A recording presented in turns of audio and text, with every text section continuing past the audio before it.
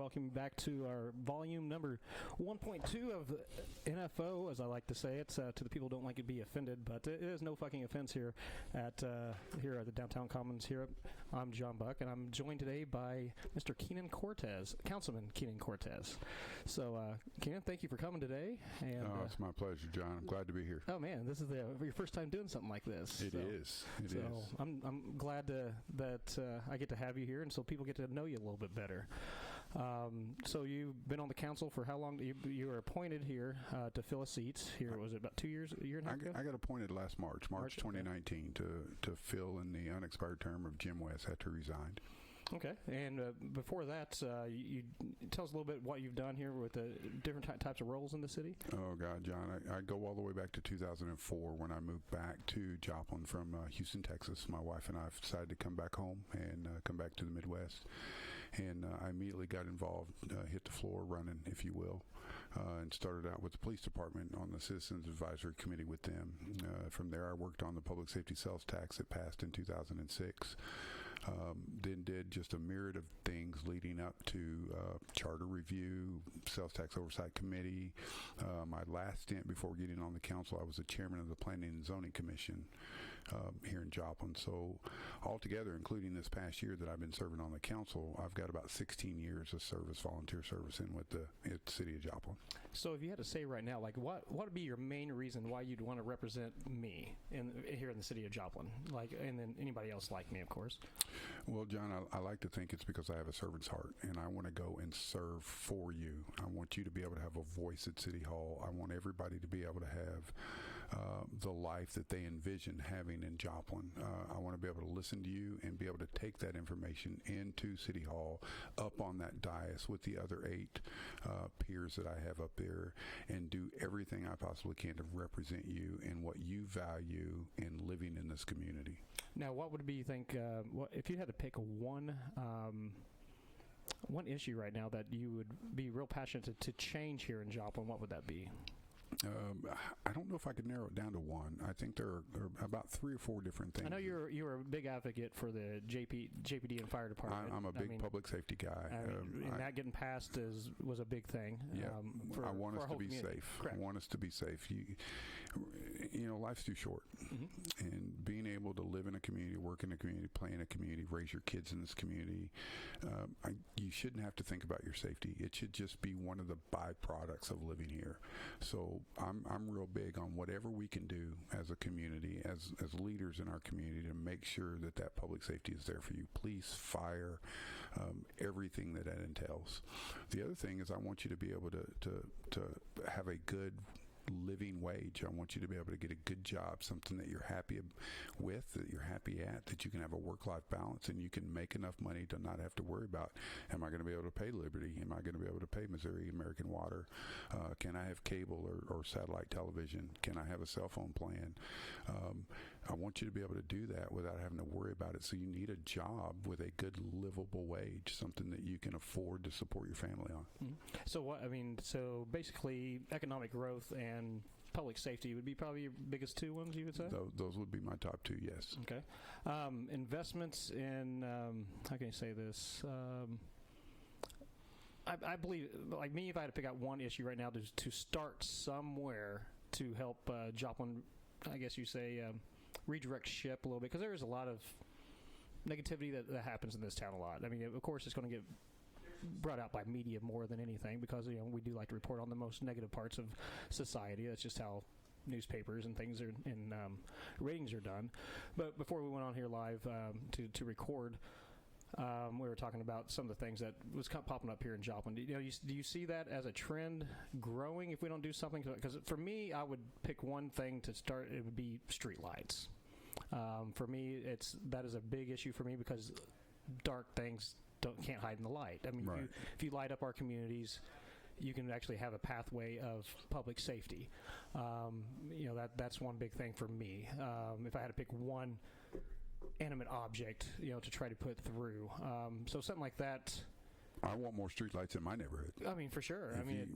If it's 7 o'clock tonight and you turn down the street that I live on, it's dark. Mm-hmm. And if my neighbors don't have their outdoor lights on, it's really dark. And I turn mine on every night. but I can't light my entire street. I want more street lights in my neighborhood as well, and I think that's something that we need to focus on as a city. We have done some work. We've engaged in some conversations with Liberty Utilities, and to the best of my knowledge right now, there is some behind-the-scenes stuff going on, so we can determine, do we need more? How do we get more? How do we pay for that? I will say, I will invite everybody on City Council to walk 6.2 miles with me through this city at 2 o'clock in the morning. I'll tell you, and I'll show you why we need street lights. I can't disagree with you on that, John. I think we do. I mean, because one of my hobbies is urban hiking. That's one thing I do. I hike through urban areas. Did Chicago, Denver, Kansas City all in 1 week this year. Did Knoxville, Tennessee, and some other cities. And a lot of the ones where you felt the safest and felt the most secure, it was the brightest. I mean, the Rhino area in Denver was some of the brightest areas I ever went through. It was just very, very impressive of how that happened. Hey, Justin, can you pull that door for me real quick? Sorry about that. I forgot to close the door before we got started. Justin's come by, though. That's just me not being very prepared 100%. That's the John Buck way. But those communities right there, thriving communities, I mean, yes, they're bigger cities, but the brightness in those areas were just one thing I majorly noticed, especially walking them at 2 o'clock in the morning. I think we've done well with some tornado recovery work that we've done at some of our major thoroughfares. Walking 20th Street is a pleasure. Yeah. I mean, I walked 2 o'clock in the morning. And that's a classic example of what it should be like. Through the city. We need to take that and spread it into neighborhoods. We need to spread it on your street. We need to spread it on my street. We need to spread it on Little Mrs. Jones Street so that she can take her trash can out at 10 o'clock at night and feel safe to walk it from her garage over to the street curb in a well-lit area. I mean, because I'll be 100% honest with you, having a bar downtown for the 7+ years that I did, there was times that I did not even feel safe walking out in my own parking lot. I mean, luckily it was a privately owned parking lot, and we had to do our own lighting for it, but there was just times, and then anything on, I would say the west part of Main Street for a couple blocks and through that area, it's dark. I mean, it is really, really dark. And of course, don't get me started on East Town, how I don't think we put enough money and investment into that part of the city, which I would like to see come up as, that's Route 66. It's history, not just Joplin, but our nation that runs right through our city right here. And I think it needs to be more embraced. I don't know if you agree with that or not, but I think that can be a focal point of our city, because I don't know what our identity is. What would you say Joplin's identity is to you? I think it's evolving right now. Right now, in some of the circles that I've swam in, some conventions that I've gone to, Joplin, Missouri is still known as the Tornado Town. Yeah, I get that when I travel. Yeah, and as soon as somebody knows that you're somewhere and somebody realizes you're from Joplin, Missouri, the first thing they want to talk to you is about, man, what was it like in the tornado in 2011? I think there's work going on right now through the chamber, through the city hall, to get us away from that. We've moved on, if you will, not to forget, because we don't ever want to forget where we come from, but it's time for us to re-identify ourselves and move on, rebrand ourselves. I believe Toby Teeter with the Chamber of Commerce is doing a really good job of rebranding the city. That guy's brilliant. He's Joplin's, like I say, Elon Musk. I mean, that's who I believe Toby Teeter is, and having him come into that leadership position was a very big, fresh, breath of fresh air for our community. He's doing great work in rebranding Joplin and telling our story, because we have an incredible story to tell here. Mm-hmm. One of the things that the message that I want to get out this campaign season, if you will, and why I would like people to vote for me is because I made a decision a long time ago that I don't want to be that person sitting on my couch as kind of an armchair quarterback, Monday morning quarterback. Why not be a part of the solution rather than part of the problem? I get it. There are things in our community, there are things about our town that aren't great. And that's everywhere. Yeah, but we're just here being inundated with it since we live here. That we want to see change, that we want to see better. Mm-hmm. Well, take a stand to be part of that solution rather than part of that problem. Quit complaining. Try to figure out a way that you can get involved and help make it better. But most of the time they get involved by changing how they spend their dollars. Making sure the dollars stay here locally. Like the miseducation of how people spend their money and how our community pays the price for that is. I mean, how do you start communicating that? I mean, that's one thing that worries me.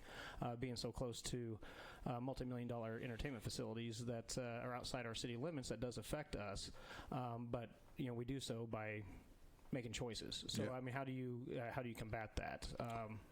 I've been trying to rack my brain there for 3 years. Well, I think people just need to be aware. They need to be given all the information. They need to be able to make a good, reasonable, sound choice. And the better that we can do at getting that message out, the better that Toby's doing his job over there, the better that I can do as a city councilman with communicating with the constituents, letting people know what's happening at City Hall, what's happening in our community, the more informed they can be and the more apt they might be to make a better choice of how they spend their dollars and where they spend those dollars at. Now, I want to switch gears here a little bit about here and talk about what do you think our local government can do about the mental health stuff that's happening here? Like, we do have a huge heroin meth problem here. I mean, a lot of stuff comes down to mental health. Being where you've been at in your leadership position, being on the chamber, is there any, like, what solutions do you have or they even talked about to addressing type of those issues? Tough issue, Toby. John, I'm sorry. You can call me Toby. I'll take that as a compliment because that. That's a tough. I work at Freeman Health System, and I get to move around the hospital quite a bit throughout the day, and I see firsthand some people that have had to come to the hospital for service and may have mental health issues. I can tell you that there are some great professionals out there, social workers, mental health professionals that are working their tails off day in and day out to address the issue. But it's a huge problem. Because right now we do put a lot on the backs of our law enforcement officers to try to address mental health issues. Just like in Portland, Oregon, they've actually they have some licensed mental health professionals on the response team, so that way if they get called to stuff that's more mental health, they roll out to them. So they've actually have cut back their rate where officers being injured or with dealing with mental health cases, and putting people in place to address those type of issues and those situations.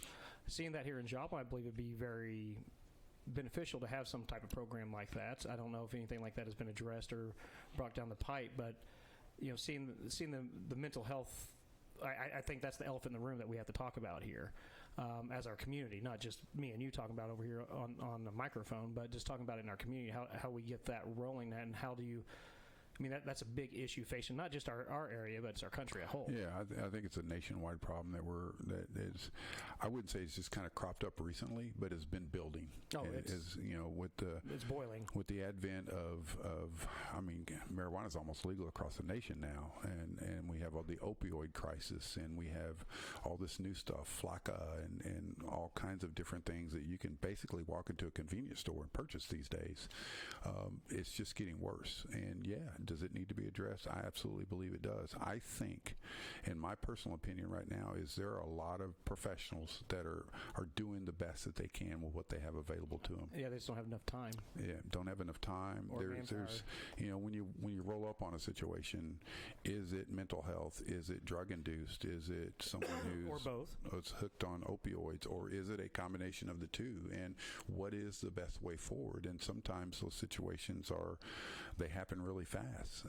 The thing that I think I know today that I really didn't know before is that law enforcement officer or that fireman that's walking up on that situation and addressing it is no different than you and I. It's just another human being, and he's Correct. Trying his best to assess that situation and do what he feels is best at the time. And I believe we have a really good police department. I will say that and put that out there. Like, working with them over the years I had at the bar, yes, I've had situations, and of course, was worried about profitability and the business aspect of it, but also how they addressed with customers.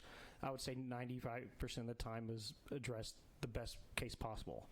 So, I don't think that is a complete issue here. It's making sure the good ones stay and funding them. But I think we've addressed that issue to the most part. We have addressed it, and I'm extremely excited about Sloan Rowland, our new chief of police. Mm-hmm. I think he's going to do a fantastic job.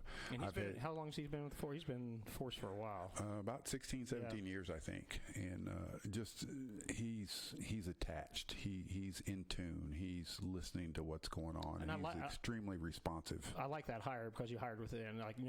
Hired somebody who knows this community and knows how to address it. I believe was a good step in leadership. Yeah, and that's going on not just at the police department and fire department, but throughout the city government. It's next up. Who's your next up? If you're in a leadership position with the city, who's the next up? Are you grooming that person? Are you getting ready for them to take over when you retire, when you leave our community or whatever? So I'm all for promoting from within. But now for the city manager position, though, you've actually outsourced to an agency to go, basically a headhunter kind of agency or hiring agency? SGR, Strategic Government Resources, is who we're contracted with. They're doing a fantastic job of getting us some candidates. We just met with them this week, looking at some finalists. February is going to be a big month for that, bringing some people in, getting them interviewed face-to-face, and hopefully making a decision to where before this first quarter of 2020 is over with, we're going to have a new city manager in place. Now, what kind of due diligence do they do on these candidates? I mean, what do they look for in like leadership qualities more than just their paper qualities? They're vetted pretty heavily. Obviously, we got to take a resume from them, and we got to SGR has a phone conversation with them to make sure that they're truly interested in this position. We're in the process right now of even furthering that interview. I don't know if I'm at liberty to divulge all the things that are going on. Are you able to ask questions yourself, like as being a council member? We went through that process. We had a series of questions that we asked SGR to make sure that they're asking these people.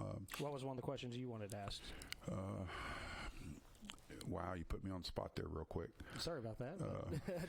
I just wonder what was asked of these people, like if what you would ask him or what Ryan Stanley would ask him, or I would like to know what our leadership here, because I mean you are one of our leaders of our city. Like what I can tell you that one of the questions is why Joplin? Mm-hmm. Why do you want to come to this community? Why do you want to come to this community now? And then what's your first 100 days look like? What are you going to do? What are you going to hit the ground running? And what have you done in the past? What did you want to hear in that type of response? What would you want to see somebody to say that they would do in that first 100 days? I don't want somebody that's just going to come down here and take a paycheck and sit in their office and be the city manager. I want them out there. I want them engaged. I want them on the street. I want them getting to know our leaders in each department that we have and figuring out what they can do in their capacity as city manager to help them get their job done. Because it's about what we're going to do next. And what some people don't know is how the structure of our government works here in Joplin. Like a lot of people think the mayor is voted for, which is not. It's an appointment, correct, through the chamber, through his peers, through the rest of the council members. So we're city manager run. City manager works for you guys. Yep, correct. City manager works for the council, but the city manager is also kind of the CEO. Correct. He makes all the decisions, and that CEO has lots of leaders. There's a financial leader, there's a planning and zoning, and so all the department heads report to him. Correct. That's correct. Except the chief of police. The chief of police they report to you. That's correct. So is there anybody else that reports directly to you besides those two heads? We have judges, our city judge, our city attorney. Yep, city attorney. So all the law side, they report to you, the city manager, and then the police. I should have brought some cheat sheets with me. That's so fine. I can nail all that down specifically, and I hope I'm not there's room for error. Messing anything up. But that's room for error here, because some people need to hear exactly how our government works because they don't know. It's Joplin way Joplin works is not way another city works, and vice versa. It's not New York City where the mayor runs everything and he makes all the decisions. As a city councilman, I look at my job as kind of I'm one of 9. And I help set the policy. I help set the rules, change the charter, if you will. We're a charter community. Mm-hmm. We have a charter that is kind of our governance that kind of tells us here's the rules. Now make sure you color within these lines. Correct. And I'm a caretaker of that. I'm making sure that we're doing things the way we're supposed to be doing them. Cool.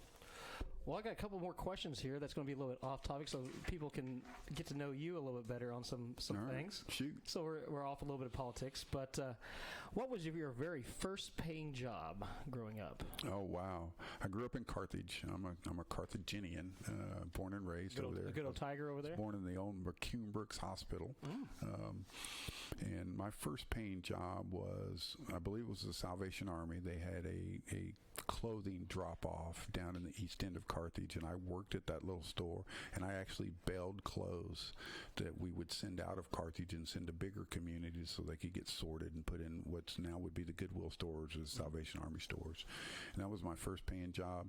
But my real first paying job was at McDonald's. I used to work at McDonald's when I was little, and I think it was like $1.76 an hour was the minimum wage. Oh, that's showing your age right there. Yeah. That was 1987. Yeah, no, that was before then. Actually, that was a long time ago. I'm just trying to show that as an example of how fast how much the minimum wage has grown since then. That was back. I can remember like getting a check for 2 weeks of work, and it would be like $130, and I thought I was sitting on the world, sitting on top of the world. What would you do with that money at that age? Not very wise things, probably. Like any kid would. Yeah, ate out a lot. I saved up. My very first true paying job was at Four Seasons Sports Complex and Jim Bob's. That was my first 2 W-2 income jobs, and I saved up enough money to pay cash for my first car. I remember one of the first pieces of clothing I bought was shoes, and they were platforms. Ooh. Platform shoes. So we're talking 70s. That's going back a little ways, yeah. So, how many hours of sleep do you require for Keenan to be at optimum? I'm trying to increase that, actually. I'm trying to get a little bit more disciplined about going to bed. I work 6 a.m. to 4 p.m. at the hospital Monday through Friday. And then by the time I get home and have a 17-year-old teenager living at home that has a social life that I'm somehow wrapped up in a lot of the times. And I've been married. Coming up this March, will be 21 years I've been married. So I try to be a good husband, a good father. My mother lives here, so I kind of try to help take care of her, and I'm active in some other things in the community that takes a bit of my time too. So I usually get to bed 10:30 at night, and I'm up at 5 a.m. every morning. So 7 hours of sleep. If I can get 8, I feel. I mean, 8 is optimum. 6 starts affecting my decision making. Yeah, that's a privilege. A lot of times it's 5 to 6 hours. Right on. And if you're to go out for karaoke, what is your go-to song? First of all, you don't want to be in the presence of me if I'm singing karaoke. Have you heard your voice? It's very velvety. I mean, I think I'd be impressed with it. I don't know if there would be a whole lot of people that would be pleased with hearing me sing karaoke, but honestly, John, it'd probably have to be something gospel. A gospel song. Right on. Mine's Mr. Brightside by the Killers. Mr. Brightside by the Killers. That's my go-to. I'm an Amazing Grace kind of guy. Hey, that's and I really love it when Randall Shreve, one of my good buddies, covers Hallelujah. That's one of my favorite songs. Oh yeah, that's a great one. For sure. So that's interesting. I liked it. So that takes me to the next one. How does faith inform your values? You know, one of the things that I said to my close circle of friends that I have is, as I hope when I go to the council that I'm bringing a true Christian perspective, a perspective that Jesus himself would have if he were sitting on the council and having to make decisions about how our community is affected. So you mean more Christ-like then? More Christ-like. We got to start doing the right things for one another. You know, it can't be politics all the time. It can't be a pocketbook all the time. It can't be who's right, who's wrong, red or blue. Sometimes you got to do what's right for people, what's right for the community, what's right for Mrs. Johnson that's living over here on a fixed income, or right for this new medical student that we have in town that's working at one of the hospitals. You just got to do the right thing for people at times. Yeah, my favorite meme lately that I've found online, I've shared, is just think of the most vulnerable person you know and vote in their best interest. Yeah. I like that. I like that a lot, too. Because it's the truth. Because when it comes down to it, John, this is a community of people. And we come from a lot of different walks of life. We are a very diverse community, getting more diverse daily. And we got to start looking at who we're representing up there. And we can't get up into City Hall or any other appointed or elected position and think that we have just arrived and forgot about where we come from, or forgot about our neighbor that lives next door. Oh, for sure. I mean, we got to make sure that we take care of one another. I mean, it's bring back the idealistic. I mean, the 80s was great to grow up in. I mean, it really was. I mean, I think that was the really last great generation of growing up was the 80s. and because we still had that type of connect with one another. I mean, as we become more connected, we became more disconnected. Oh yeah. And that's walk into any restaurant in town and just stand up and look, and just stand back and look as you scan the restaurant. The least amount of conversations happening right now in any restaurants. And most people have their heads down in their phones. I really would like to open up a restaurant that you had to check the phone at the door. I was just talking about that with somebody today. I would love that. Actually, I went to one in Montreal, Lenore. It's not only that, it's a restaurant that you dine in complete darkness. And it's 4 tables in there, tables of 4, and you go in there. You're led in by your server, who's actually, all the servers there are visually impaired and legally blind. And they lead you in, sit down, and you're in a complete darkness. Wow. 2.5 hours of just that would dining. Freak me out. It was the coolest experience ever. I need to be able to see what I'm eating. Make sure it's not moving on the plate. The thing is, what I ordered was the chef's surprise, so I didn't even know what the hell I was eating the whole time. Like the appetizer, the main course, the dessert, I had no clue. All I know is at the time when I was drinking, I had 2 bottles of red wine. But wow. It was a cool experience how you started interacting with other tables around you, just talking to them, because there's no visual. And of course, there's no phones or anything like that, and how much everybody talked to one another. It was a really cool experience. Yeah, we could use a little bit more of that. I agree. So what do you do when you feel burned out? You know, if you're busy, you're doing all this stuff, what do you do for Keenan whenever you get to that point? I love to hunt and fish. What do you like to hunt? Deer? Duck? I'm a deer hunter. I'm a bow hunter. Mm-hmm. For me, there's nothing more centering, nothing that can get you back right than a cold, crisp morning in the fall, climb up in a deer stand and sit there for a couple hours. And first of all, get up there before the sunlight comes up so you can watch the woods come alive and watch the birds come out and the squirrels come out. Just see the earth come alive, wake up. And see the earth come alive. There's nothing that will center you more and let you know just how small you are.